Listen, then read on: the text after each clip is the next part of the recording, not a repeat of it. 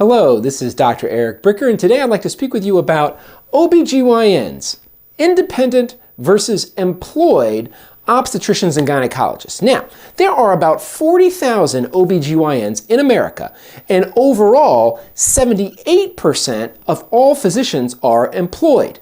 And when I say employed, I mean either by a hospital system or by an insurance company or by a private equity firm. So the majority of physicians, including OBGYNs, are employed these days. Now, why would they be employed? Well, it has to do with how much money you can make if you're employed versus independent.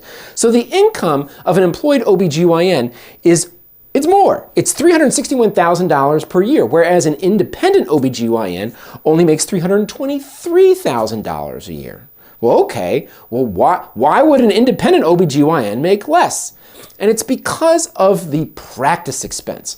So it has become much more expensive to run an independent OBGYN practice these days. So several decades ago, the practice expense was about 52% of the total OBGYN practice revenue.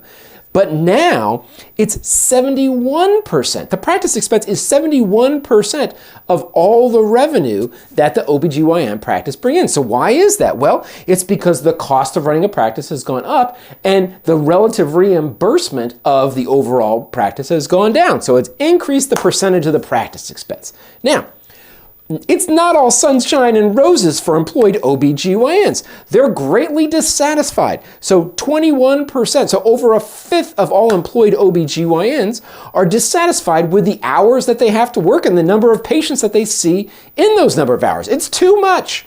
16% of OBGYNs that are employed, they don't like all the rules. They don't like somebody else dictating how they practice medicine.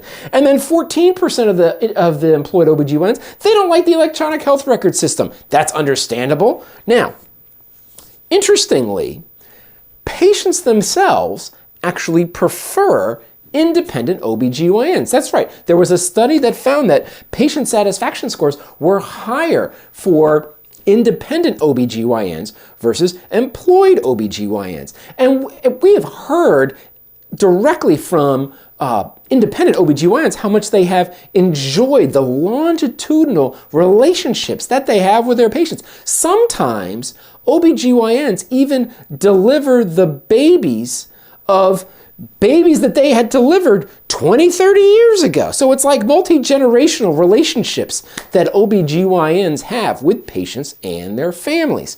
Now, how can an OBGYN maintain independence or move from being employed to independence? Well, that can be done through increased services, increased types of services that the OBGYN practice provides. Now, successful independent OBGYN practices, they provide imaging services, lab services, family planning services, infertility services. They provide mammogram.